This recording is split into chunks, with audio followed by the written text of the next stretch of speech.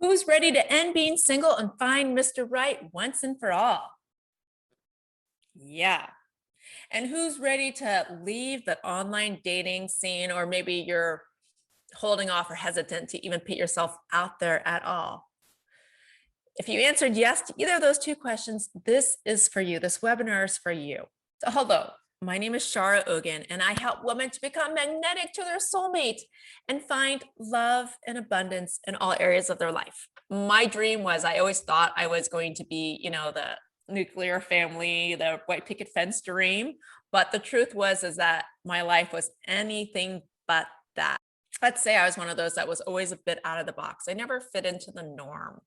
Prior to the age of 40, I'd say I never even had a boyfriend. I struggled with eating disorders and body image and feeling like I was beautiful enough or good enough.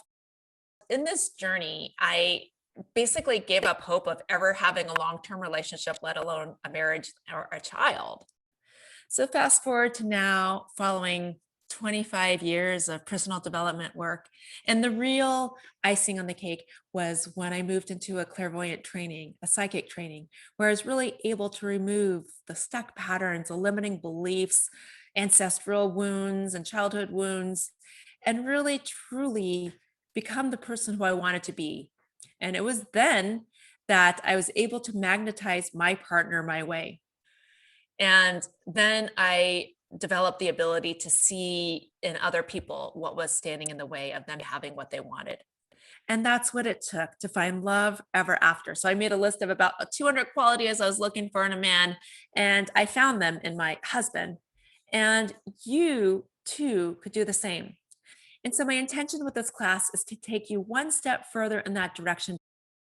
So here's a brief outline of what to expect for today. We're going to learn about why it's important to change yourself first prior to your initial meeting. We're going to learn about the hidden barriers to love and what to do about them. And then I'm going to offer some intuitive readings, some personalized guidance where you could ask a question about what's getting in the way for your own self around love. Okay. Before we even start, I'm actually kind of curious how you would answer this question.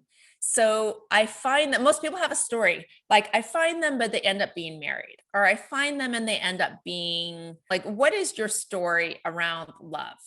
So I'd love to hear from a few of you. And Rainbow, you're welcome to hop in and share.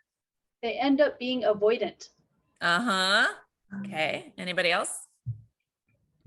End up being unavailable. Yeah. So that's actually the most common one, is they end up being unavailable. And they're usually unavailable because somewhere inside we're unavailable. That's one thing I found, because that was my story. I always attracted unavailable men, but my heart wasn't open, and there was this part of me that was like, here, you could have this part, the part of me that looks good, the part of me, when my makeup's on and my hair's done and, when I'm out at the party, but not the part when I wake up first thing in the morning. You can't have that. So part of me was really unavailable. Let me just talk about why it's important to change yourself first prior to meeting a person. So I believe that when you meet somebody, and this is anybody, like any kind of relationship, even if it's a friend relationship or a coworker relationship, that where you are in your metrics is where it will become cemented and sealed, your relationship. And let me explain what I mean by that.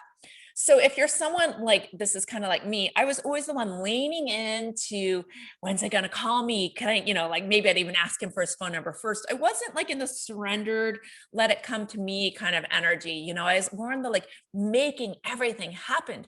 I used to be very masculine, and I've over the years stepped into more of a feminine body, feminine me. So before I met my husband, I actually put conscious attention on shifting this metric. And that was one of the qualities I wrote down, is he's going to call me and he's going to pick me up, because I was so tired of being the one to make plans to, call him to kind of drive the relationship if I wanted it to go anywhere. I was like, no, I want someone to either meet me or to hold it more masculine, be the more, step forward, step in, work to get me. So let's talk about hidden barrier to love number one, which is limiting beliefs.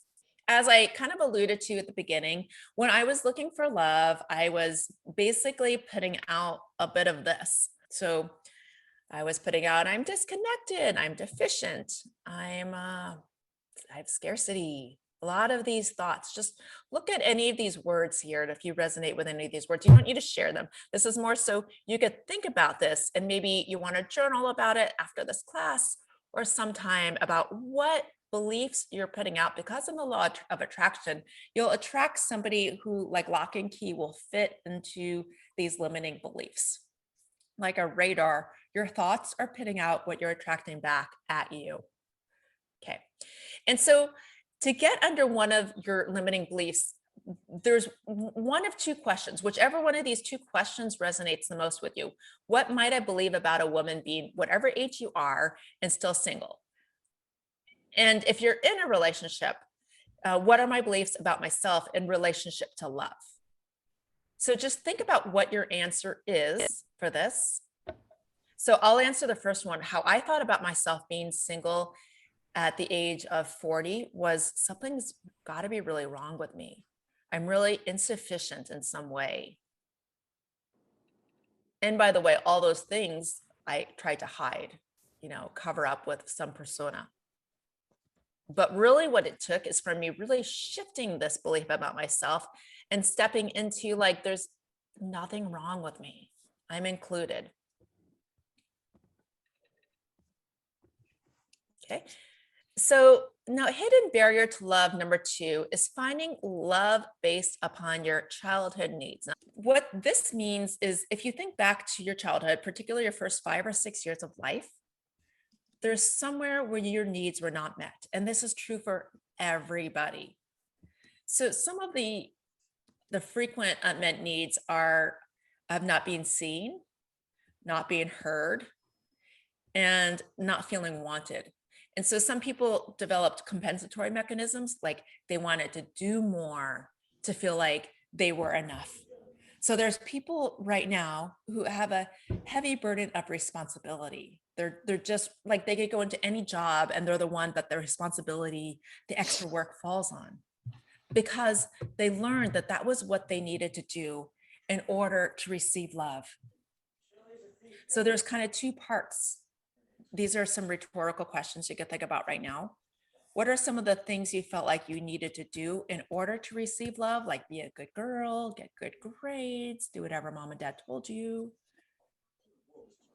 And the second part is what were some of your unmet childhood needs?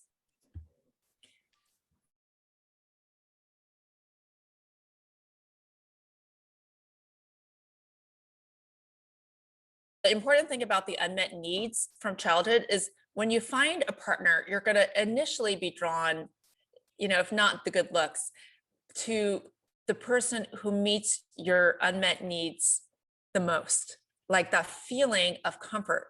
Like in this situation, her feeling held, her feeling gotten. This woman, of course, I don't know her. This is a stock photo, but I could already see through my clairvoyant eye that this woman doesn't feel gotten. And she also feels that she's taking on the weight of the world. So when she hugs this man, she feels like somebody else is there with her and someone else is there to support her and take the work off.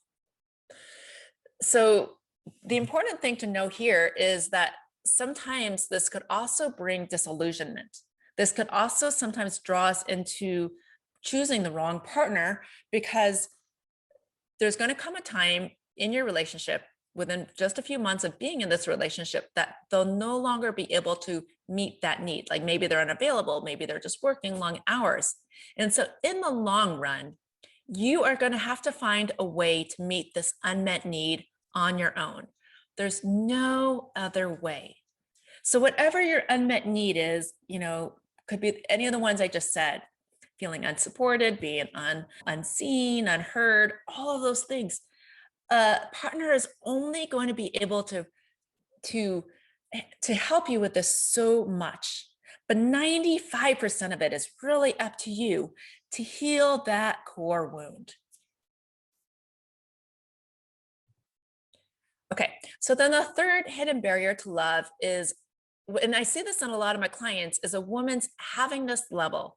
That is her permission to let in having. Could be having of sex, having of orgasm, having of somebody else help her. We've hardened that part of ourselves for the most part. I think this is something generational.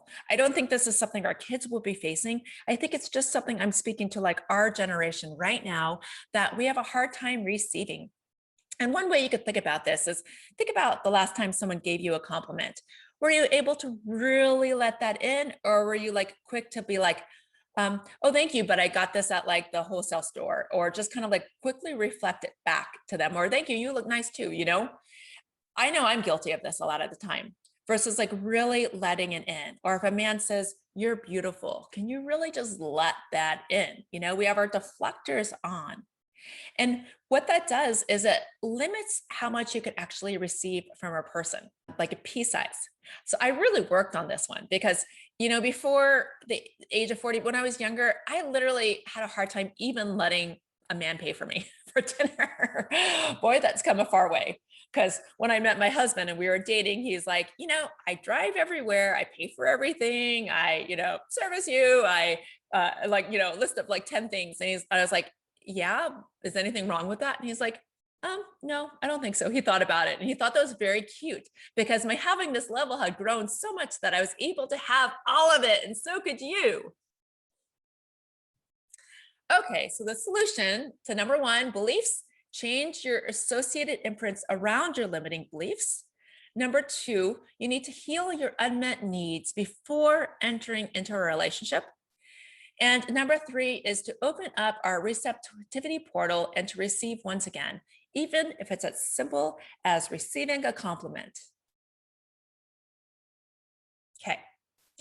So this is where I'm going to open it up now to if anybody has any questions or if anybody would like to ask me, like even a psychic question. It could be like, what's blocking me from love? Or why do I keep attracting the unavailable man? Or I can't let a man out of my heart, like a man I just broke up with, you know, what do I need to do to free him? It could be anything like that. The most important thing is that I feel your energy in the question. So it just needs to be like a sentence or two at the max.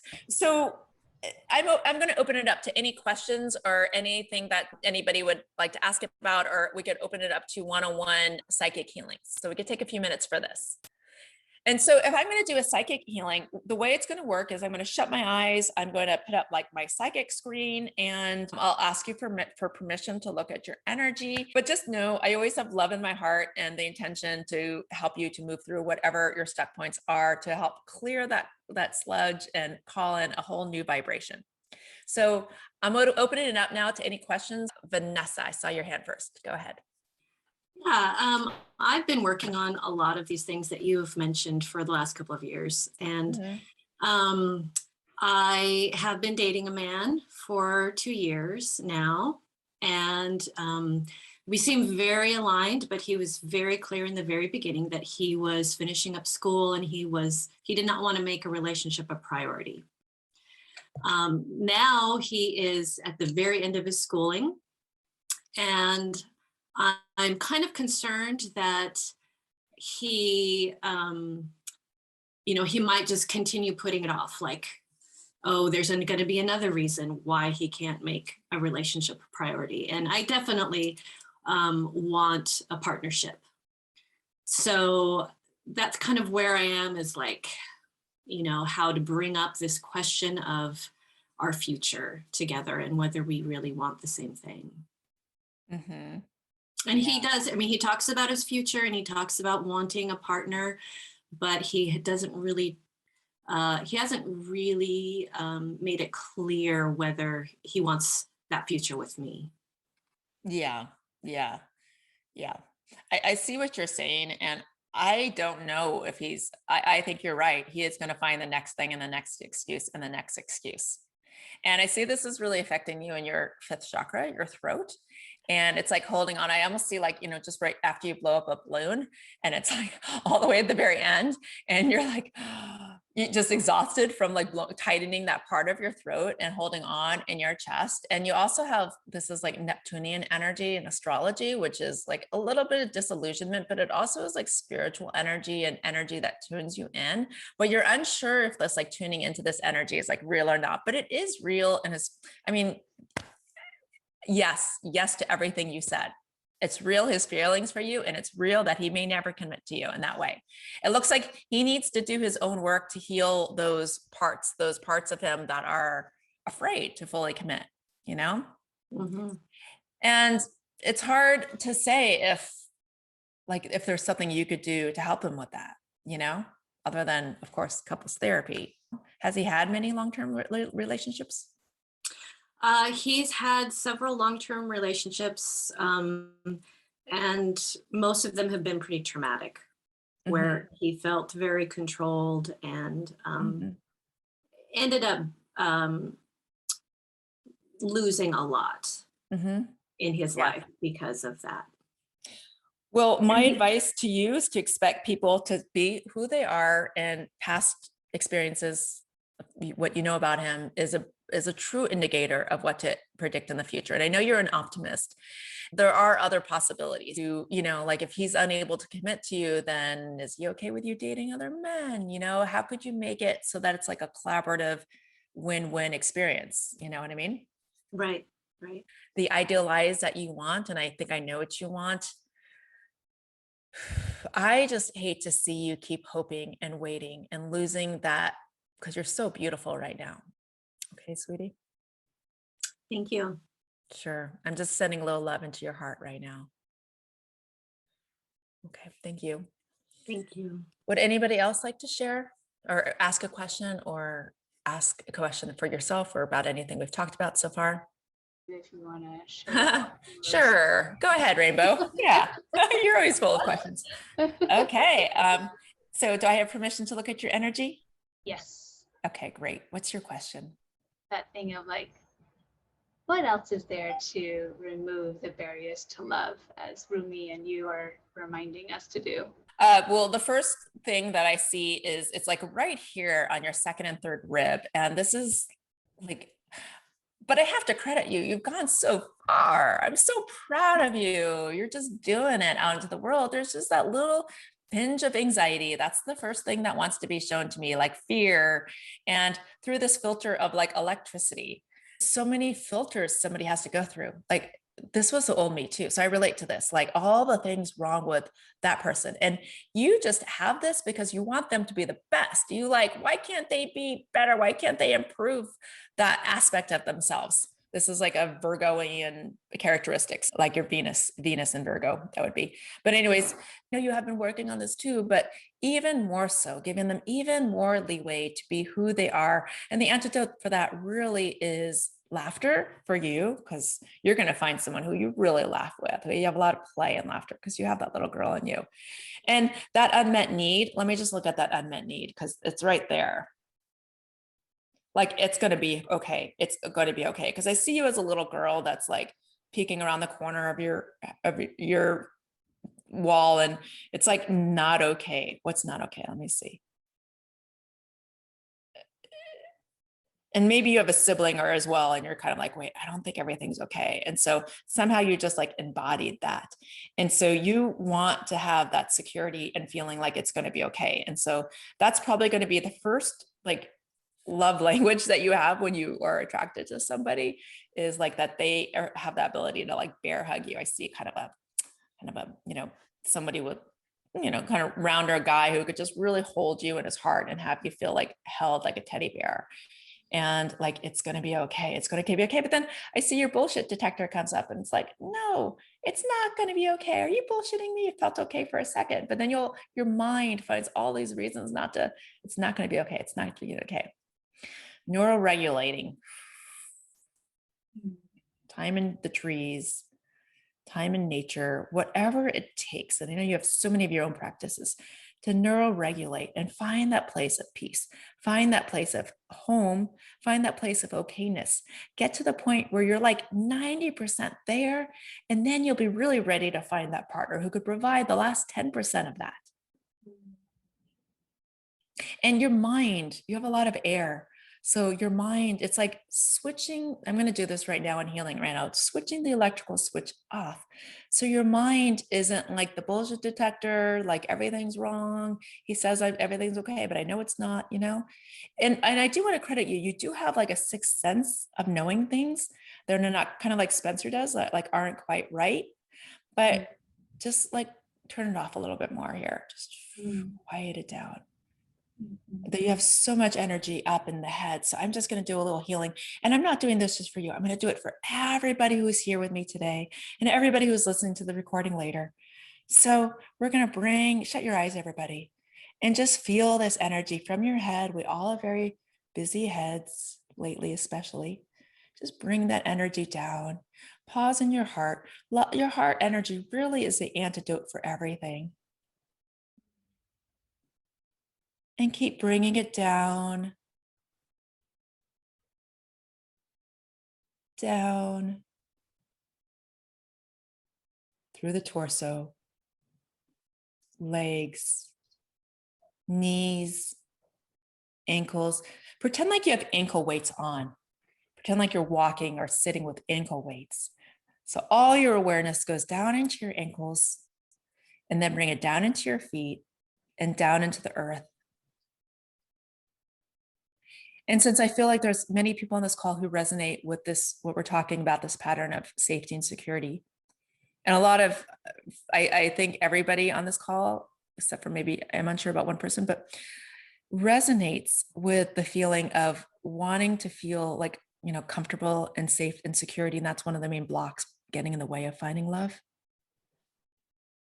And this is actually because of the law of attraction, bringing somebody who has you feel even more insecure, more what's going on, more confused, more unstable.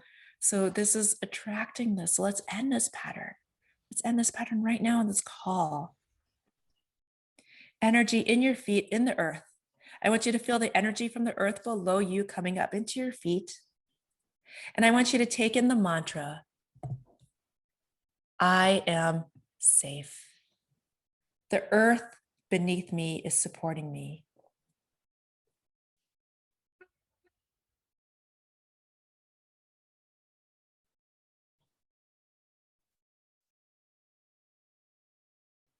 And feel the support from underneath you. One way on a physiological level to have this be so is to really let go.